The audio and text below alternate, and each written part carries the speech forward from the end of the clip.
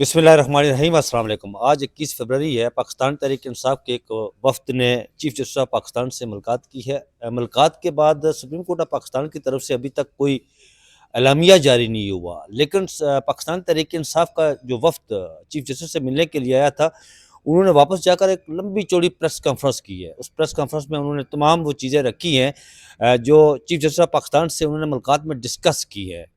जैसे ही ये मुलाकात ख़त्म हुई तो सुप्रीम कोर्ट ऑफ पाकिस्तान की तरफ से एक काज़ लिस्ट आई रेगुलर बेंच की, आइनी बेंच की काज़ लिस्ट नहीं, रेगुलर बेंच बेंच की काज़ लिस्ट आई, जिसमें 9 मई के हवाले से तमाम मुकदमात, जिसमें इमरान खान साहब, खतीजा शाह, आलिया हमज़ा, शेख रशीद, मोहम्मद सरफराज चीमू और दिगर के तमाम मुकदमात चीफ जस्टिस के सामने, उस बेंच के सामने लगे। उस बेंच में जस्टिस मियाँ गुल हसन औरंगज़ेब और जस्टिस शफी सिद्दीकी शामिल हैं। ये इसमें तमाम वो केसेस जो जिसमें ज़मानतें मनसूख होने की, इसके अलावा कहीं के जिस्मानी रिमांड की, फ़िज़िकल रिमांड की, ये तमाम दरख्वास्तें, ये कोई 27 से ज़ायद मुकदमात हैं जो इस बेंच के सामने लगे हैं। और उसके बाद जुनैद अकबर जो पब्लिक अकाउंट कमेटी के चेयरमैन हैं, उन्होंने तोशा खाना का 30 साल पुराना रिकॉर्ड तलब कर लिया है और हुक्म दिया है कि तोशा खाना का 30 साल पुराना रिकॉर्ड पब्लिक अकाउंट कमेटी के सामने रखा जाए। ये वो खबरें हैं। इसके बाद कुछ इस्लामाबाद हाई कोर्ट में भी खबर है कि इस्लामाबाद हाई कोर्ट में कुछ मुकदमात लगे हुए थे, जिसकी समाअत हुई, लेकिन वो कोई इतने ख़ास मुकदमात नहीं थे। इसके बाद हम आपके साथ ये सामने रखेंगे कि जो पाकिस्तान तहरीक इंसाफ की तरफ से अडियाला जेल के सामने एक कैंप लगाने का कहा गया था, वो कैंप लगने से पहले ही ख़त्म हो गया। वो कैंप एक अजीब और गरीब किस्म की सिचुएशन, पहले ये कहा गया कि उसमें पाकिस्तान तहरीक इंसाफ के कारकुनान हिस्सा लें, उसके बाद ये कहा गया नहीं जी, वो लोग गिरफ्तार हो जाएंगे, उनके ऊपर मुकदमात बनेंगे, फिर वो केस जेलों में जाएंगे, केसेस भुगतेंगे। ऐसा नहीं होना चाहिए, बल्कि पाकिस्तान तहरीक तहरीक इंसाफ के जितने भी लोग हैं मेम्बरान असम्बली, वो उसमें शामिल हो, वो कैंप लगाएं। लेकिन वो लगने से पहले ख़त्म हो गया। मेरे साथ ये सोहेल रशीद साहब मौजूद हैं, हम इनसे तबसरा लेंगे। बहुत शुक्रिया सोहेल रशीद साहब। ये बताइएगा जी कि आज जो पाकिस्तान तहरीक इंसाफ का वफ्द मिला जाकर चीफ जस्टिस ऑफ पाकिस्तान से, और उनके सामने उन्होंने कुछ चीज़ें रखी, प्रेस कॉन्फ्रेंस की और डिटेल चीज़ें बताई प्रेस कॉन्फ्रेंस में, लेकिन सुप्रीम कोर्ट ऑफ पाकिस्तान की तरफ से एलामिया जारी नहीं हुआ। हालांकि अगर 2 रोज़ पहले देखा जाए, जब वज़ीर-ए-आज़म पाकिस्तान चीफ जस्टिस से मिले थे, तो फौरी तौर पर एलामिया जारी हो गया था। इसकी क्या वजह हो सकती है? राय साहब, एक तो ये है कि बहुत ज़्यादा पीटीआई के रहनुमाओं ने जो प्रेस कॉन्फ्रेंस किया, उसके बाद ये मुलाकात, इस पे जुडिशल रिफॉर्म से ज़्यादा पॉलिटिक्स का रंग बहुत ज़्यादा नुमायाँ हो चुका है। इसके बाद शायद एहतियात करते हुए ही कोई एलामिया जारी नहीं किया गया, और ये भी हो सकता है कि एलामिया एक मोहतात किस्म का ज़्यादा ताख़ीर से जारी हो, जिसमें सारी डेवलपमेंट्स देखी जाएँ कि पहले पाकिस्तान तहरीक इंसाफ इस मुलाकात से मुतालिक दावे क्या-क्या करती है, और उसके बाद फिर उसकी रोशनी में एक ऐसा एलामिया जारी हो, जो अगर कोई संगीन किस्म का कोई ऐसी चीज़ आए जो कि अदालत की तरफ उसको रेफ़र किया जा रहा हो कि ऐसे चीफ जस्टिस से ये बात हुई हो या उन्होंने ये कहा, तो उसके मुतालिक वज़ाहत भी उसमें शामिल हो सके। लेकिन रिफॉर्म्स की हद तक सुप्रीम कोर्ट की तरफ से ही एलामिया अगर आया तो आएगा कि जी रिफॉर्म्स के लिए ये मीटिंग हुई थी। लेकिन आप पाकिस्तान तहरीक इंसाफ के रहनुमा देखें जो मिलने गए, मेरे ख्याल में, मेरी राय में, ये पाकिस्तान तहरीक इंसाफ या अपोजिशन रहनुमाओं के वफद के बजाय पाकिस्तान तहरीक इंसाफ के वकला चीफ जस्टिस पाकिस्तान से मिलकर आए हैं, और उसमें जितने उनके दावे हैं और ज़राए तस्दीक कर रहे हैं कि वहाँ पर इमरान खान के केसेस पर जो है इमरान खान के साथ जो ट्रीटमेंट का मामला उठाया है उन्होंने, और कहा कि इमरान खान को मिस ट्रीट किया जा रहा है, उनको एक्सरसाइज मशीन नहीं दी जा रही, उनको डॉक्टर से मिलने नहीं दिया जा रहा, ज़ाती मुआलिज से बिल्कुल नहीं मिलने दिया जा रहा, और फिर उनसे मुलाकात पर पाबंदी है। अदालती अहकामात आते हैं, उसके बावजूद मुलाकात नहीं होने दी जाती, और अदालतों की जो ऑर्डर्स हैं उन पे इम्प्लीमेंटेशन नहीं हो रही, और फिर जो जुडिशल रिफॉर्म से मुतालिक जो भी इकदाम चीफ जस्टिस ले रहे हैं उस पर जब तक अमल दरामद नहीं होगा तो फ़ायदा नहीं है। जैसे प्रिजन रिफॉर्म्स का हवाला दिया गया उसमें कि जेल से मुतालिक आपने इतनी ज़्यादा रिफॉर्म्स की और शुरू की, और आपने कमेटी बनाई, उसको भी इमरान खान तक रसाई नहीं मिली। ये सारे मामलात वहाँ पर चीफ जस्टिस के सामने पीटीआई रहनुमाओं ने उठाए हैं। और खदीजा शाह ने खत भी लिखा आप था। आप एक चीज़ और देखिए कि डॉक्टर बाबर रवान की इस कमेटी में शमूलियत, वो अब इस वक्त कौमी असम्बली से नहीं है, वो पार्लियामेंट से नहीं नहीं है है। ऐसा, ठीक है। और वो पाकिस्तान तहरीक इंसाफ के बहुत ज़्यादा फ्रंट रनर्स में भी आजकल नहीं है। बिल्कुल लेकिन ऐसे इस है। अहम तरीन मुलाकात में उनको साथ लेकर जाया गया। तो आप देखेंगे पाकिस्तान तहरीक इंसाफ की कानूनी टीम ने इस मौके को अपने फ़ायदे के लिए मैक्सिमम इस्तेमाल करने की एक तरह से कोशिश की है कि हम इसमें से अगर कोई एडवांटेज ले सकें। और चीफ जस्टिस पाकिस्तान तो करता धरता होते हैं, ठीक है। तो वो कुछ भी कर सकते हैं, लिहाजा उनके सामने खुलकर उन्होंने आज 2 घंटे जो मुलाकात हुई उसमें रिफॉर्म्स सिर्फ ये उन्होंने सलाह दिया जी कि रिफॉर्म्स की हद तक आपके जो मंसूबे बनाते हैं उस पे अमल दरामद का आप कोई मैकेनिज्म तैयार करें। ये तो तजवीज़ थी रिफॉर्म्स की हद तक। बाकी सारी चीज़ें इमरान अमल खान के दरामद की केसेस बात करते हैं आप जी। सुहेल साहब मुझे बताएं कि अमल दरामद यहाँ पर मखसूस नशिस्तों वाला मामला फैसला आया, उस पर अमल सब दरामद नहीं मामला हुआ। वहाँ उठाए गए, हाँ, सब मामला वहाँ उठाए 8 गए। फरवरी के राय इंतखाबात के के हवाले मुताबिक से भी। चीफ जस्टिस ने हाँ, कहा कि जो चीज़ें तो अब कोर्ट साइड पे पेंडिंग हैं या जो कॉन्स्टिट्यूशनल सुनने में बेंच के आया पास रिटर्न हैं, रिटर्न भी थे, ये कहा गया। ठीक है जी, जो उसके पास हैं, कॉन्स्टिट्यूशनल बेंच के पास हैं, आईनी बेंच ने वो फैसले करने हैं जो मेरे दायरा इख्तियार में नहीं है। लेकिन जो मेरे इख्तियार में है, जो आप चीज़ें ला रहे हैं कि नीचे बदनज़मियाँ हो रही हैं, कुछ कोर्ट आर्डर्स वायलेट हो रहे हैं, इंतज़ामी तौर पर जेल में कोई मामलात गड़बड़ चल रहे हैं, तो उस पर उन्होंने उन्हें कहा है कि मैं आपको पूरा ताउन करूँगा। जो जो चीज़ें हमारी डोमेन में हैं आइन और कानून के मुताबिक उस पर आपको पूरी सपोर्ट मिलेगी। ये तो उन्हें कहा गया है। लेकिन क्या इस पर कोई मौसर अमल दरामद तो हमें फिर नज़र आना चाहिए अगले 1-2 दिन में ना। अगर तो ये चीज़ है कि पीटीआई इतनी ज़्यादा तशवीश रखती है कि जी चीज़ें ठीक नहीं चल रही, तो फिर चीफ जस्टिस ने अगर कोई अमल किरदार अदा करना हुआ तो उसकी सूरत आपको नज़र आ जाएगी। लेकिन दूसरी बात, राय साहब सॉरी आपको टोक रहा हूँ, दूसरी बात यह है कि ये सारे केसेस तो दरखास्तों की सूरत में कोर्ट्स में पेंडिंग हैं।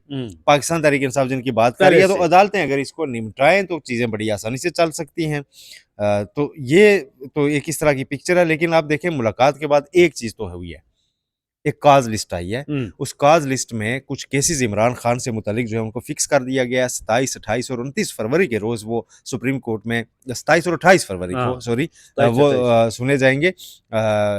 इसमें बेंच नंबर 1 में चीफ जस्टिस याहिया अफरीदी और उनके साथ 2 दीगर जजेस हैं, जस्टिस शफी सिद्दीकी और जस्टिस मियां गुल हसन औरंगजेब। ये 3 रुकनी बेंच है जो इन मुकदमात पर समाअत करेगा। और उसमें ज़मानत मनसूखी की अगरचे वो लोग ज़्यादातर पहले ही गिरफ्तार हैं आलिया हमजा के अलावा, लेकिन उनकी कुछ ज़मानत मनसूखी की अपीलें हैं 9 मई से मुतल्लिक ही, ठीक है, वो खारिज की जाएं। मुझे नहीं लगता कि उसमें ज़मानत मनसूखी के लिए आने वालों को कोई रिलीफ मिलेगा। ज़मानतें आला अदालतें खारिज नहीं किया करती, बहुत कम होता है ऐसा। या तो आपको साबित करना पड़ेगा बंदा ज़मानत का कोई मिस यूज़ कर रहा है और बगैर किसी शक व शुबे के ऐसा साबित करना होगा। अब खदीजा शाह को एक तरफ जेल रिफॉर्म कमेटी में चीफ जस्टिस याहिया अफरीदी ने रखा हुआ है, तो अपने बेंच में उनकी ज़मानत खारिज कर देंगे। नो, वो तो उनकी अब टीम मेंबर है एक तरह से एक कमेटी में। फिर इसके अलावा इमरान खान की कुछ 9-10 मई के मुकदमात में ही एक जगह से ज़मानत मनसूखी का मामला है, एक जगह उनकी ज़मानत कबल अज़ गिरफ्तारी बहाल की गई थी हाईकोर्ट की जानिब से, उसके ऊपर है। फिर उनको पेश किए बगैर एक ज़मानत गालिबन दी गई थी, उसके खिलाफ भी अपील है। वो वाली अपील में बहरहाल एक चीज़ तय हो सकती है, रिमांड बैक हो सकता है मामला। लेकिन यहाँ पर एक सवाल पैदा होता है। आपने मुझे ये बताया जो कि चीफ जस्टिस साहब के जो कहा कि अख्तियार है मेरे, यहाँ पर मुझे एक बात याद आ रही है कि चीफ जस्टिस साहब ने जब हमसे मुलाकात की थी तो उन्होंने कहा था कि खान साहब का ख़त बड़ी तारीफ़ें भी की थी कि उसमें बड़े शवाहिद मौजूद हैं, एविडेंस मौजूद हैं, यूएसबी मौजूद है, रिटर्न शेप में सारा कुछ मौजूद है।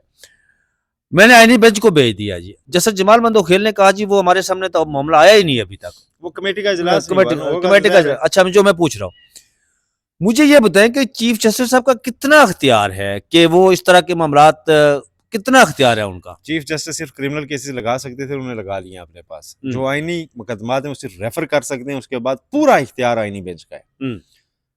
आईनी बेंच की कमेटी क्या है वो कब उसे लगाए और वो अपनी बारी पे लगाएगी। अभी 6 माह तक यही बेंच इसको एक्सटेंशन मिली हुई है और जजेस दस्तियाब हैं नहीं। ये बेंच फौजी अदालतों का केस अगले हफ्ते भी सुनेगा, उसके बाद 26वीं आईनी तरमीम का केस सुनेगा, बीच में रमज़ान है, तो लिहाजा ये ख़त तो मुझे करीब करीब लगता दिखाई नहीं दे रहा। उसके बाद फिर इस्लामाबाद हाई कोर्ट के जजेस का मामला है, उसमें जल्द समाअत की दरखास्तें आने वाली हैं। तो ये बहुत ज़्यादा हेक्टिक हो गया है काम आईनी बेंच के लिए। इसीलिए कहा जा रहा था कि सुप्रीम कोर्ट में सारे जजेस पर मुश्तमिल आप आईनी बेंच सारों को डिक्लेयर कर दें, सारी ये मुकदमात सुने। आपकी विजडम ये थी कि हम 26वीं तरमीम इसलिए कर रहे हैं कि ये केसेस आईनी मुकदमात जल्दी निपटे। आपने उसको रिस्ट्रिक्ट कर दिया 6-7 जजेस तक, 8 तक। वो अब बेचारे क्या क्या सुने, और इतने बड़े केसेस हैं, जो डेली समाअत अगर उसकी करें, फिर उन्होंने दूसरे बेंचेस में भी बैठना होता है। तो ये चीज़ें इसीलिए थी कि बाकी जजेस को भी शामिल कर दें, एतबार करें सारों के ऊपर, इसमें कोई मसला नहीं है। और आईनी बेंच एक से ज़्यादा हों तो वो केसेस चल सकते हैं, पैरेलल चल सकते हैं। अदरवाइज इस तरह अपने टर्न पर आते हुए तो ये इमरान खान का खत या केसेस ये तो साल के आखिर तक चले जाएंगे। इस दौरान तो अपीलें नीचे डिसाइड होना शुरू हो जाएंगी, या जजेस के खत का मामला जो भी है। और कितने केसेस अभी पेंडिंग है, ये तो फ्रेश दायर होने वाले हैं। अगर आप अपनी पॉलिसी पे जाएं, जो हालिया तरमीम हुई है कि फर्स्ट इन और फर्स्ट आउट की पॉलिसी होगी कि जो केस पहले आया वो पहले सुना जाएगा, तो उसमें फिर अरशद शरीफ का केस पहले पड़ा हुआ है, ठीक है। वो नहीं सुना, उसमें इस्लामाबाद हाईकोर्ट के 6 जजेस वाला खत जो मुदाखलत का था वो पहले पड़ा हुआ है। उसमें मिसिंग पर्सनस का केस पहले पड़ा हुआ है। उसमें साफियों को हरासा करने का केस पहले पड़ा हुआ है। तो उस पॉलिसी के मुताबिक तो पहले वो निपटेंगे। तो बहुत ज्यादा रश है राय साहब। आप मुझे बताएं कोई पब्लिक अकाउंट्स कमेटी मैं वही खबरात पूछ आप डिस्कस कर जी रहे थे। वो जुनैद अकबर साहब ने मैं थोड़ा सा उसका आपसे डिस्कस कर लूं कि जुनैद अकबर साहब आपको पता है पब्लिक अकाउंट कमेटी के चेयरमैन जी है। जी शेख वकास अकरम साहब का नाम दिया गया था, वो तो खैर मंजूर नहीं हुआ। दूसरी तरफ से शायद उन पर कोई तफजात थे और कहा गया कि जी हम इनका नाम नहीं, फिर जुनैद अकबर का नाम दिया गया खान साहब की तरफ से और फौरी तौर पर उनका नोटिफिकेशन भी जारी किया गया। उन्होंने 30 साल पुराना रिकॉर्ड मांग लिया जी। उन्होंने कहा कि 1990 से लेकर आज तक जितना भी तोशा खाना में जो जो ताइफ आए, जिन जिन को मिले, जो वज़ीर-ए-आज़म रहे, वो और जिन जिन्होंने वो ताइफ तोशा खाने से लिए, वो तमाम रिकॉर्ड पब्लिक अकाउंट कमेटी के सामने पेश किया जाए। मुझे ये बताएं कि इसके पीछे क्या मंतक हो सकती है? राय साहब इसके पीछे मंतक एक ही है। एक तो काबीना डिवीजन ने वो रिकॉर्ड हाई कोर्ट के हुक्म पर पब्लिक कर दिया हुआ है पहले ही। वो वहां पे उनकी वेबसाइट पर भी आप उसे ट्रेस कर सकते हैं, वो 2000 तक पब्लिक किया था। मौजूद है। लेकिन पब्लिक अकाउंट्स वहां तो सिर्फ इंफॉर्मेशन के लिए है ना। पब्लिक अकाउंट्स कमेटी के फोरम पर वो रिकॉर्ड रखवाना, उसके पीछे मंतक एक ही है। उसके पीछे मंतक ये है कि वहां स्क्रूटनी होगी कि किस किस ने क्या क्या लिया और क्या क्या खिलाफ ज़ाब्ता था, क्या क्या कानून के मुताबिक था। उसमें ये पाकिस्तान तहरीक इंसाफ ने अगर इसको यूज करना हुआ तो एक पार्लिमानी फोरम पे डिबेट में लेके आ जाएगी कि देखें जी इमरान खान ने तो रूल्स के मुताबिक चीजें ली हैं, ये आपका रिकॉर्ड पड़ा हुआ है, ये आपके रूल्स पड़े हुए हैं। ठीक है।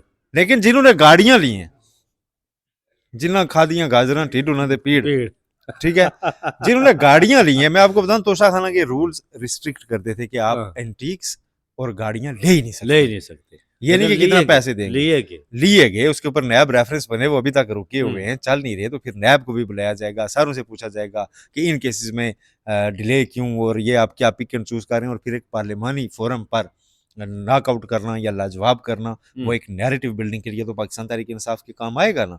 तो इसलिए ये रिकॉर्ड शिकार्ड मांगा जा रहा है। उससे पहले वर्किंग पूरी हो चुकी हुई है कि देखा जा चुका हुआ है कि भाई और कौन कौन फंसता है इसमें। तो वो जो 2-3 साल इनके साथ हुआ ना, तोशा खाना तोशा चोर फलान का, तो आप उसका जवाब देने जा रहे हैं। सीधी सी बात है, ये एग्रेसिव पॉलिसी का हिस्सा है जो जुनैद अकबर ने आगे अडॉप्ट की हुई है और उसी के तहत ये रिकॉर्ड मंगाया जा रहा है। मुझे नहीं लगता कि ये रिकॉर्ड बहुत आसानी से वहाँ पे पार्लिमानी फोरम पे रिकॉर्ड का हिस्सा बनाया जाएगा। उसके बाद ये डिबेट वहाँ शुरू हो जाए और फिर वहाँ से नैब को डायरेक्शन शुरू होंगे, आप ये करें, क्योंकि ये मामला तो सीधा देखें पब्लिक अकाउंट्स कमेटी की डोमेन का है। ये वो मामला नहीं है कि पब्लिक अकाउंट्स कमेटी में जो शहजाद वो थे सलीम शहजाद, उनको बुला लिया रासानी पे, वहाँ डोमेन नहीं थी। ये जो इसके पब्लिक अकाउंट कमेटी का चेयरमैन प्राइम मिनिस्टर को भी तलब कर सकता है यार, इसका इतना बड़ा अख्तियार है जी। तो ये अब उन्होंने ये चीजें इस तरह छेड़ना शुरू कर दी हैं। तो अब शेख वकास अकरम पे अगर एतराज था नून लीग को, तो आप फिर इत्तेफाक करें जुनैद अकबर। बहुत शुक्रिया सोहेल रशीद साहब। सोहेल रशीद साहब का कहना है जी कि शेख वकास अकरम पर नून लीग को अगर तफजात थे तो फिर जुनैद अकबर की नाम की जो मंजूरी दी गई अब उसका सामना करें। उन्हें 30 साल पुराना तोशाखाना रिकॉर्ड तलब कर लिया है। सोहेल रशीद साहब बता चुके हैं कि इसका मकसूद क्या है तोशाखाना रिकॉर्ड तलब करने का। तो नाज़रीन अब तक के लिए इतना ही था जो हमने आपके सामने रखा है, आपसे शेयर किया है। ये चैनल आपका अपना चैनल है, इसको सब्सक्राइब भी ज़रूर कीजिएगा, टिल्ली का बटन भी दबाइएगा और लिंक शेयर भी ज़रूर कीजिएगा। हमें दीजिए इजाज़त, अपना बहुत सा ख्याल रखिएगा। अल्लाह हाफिज़।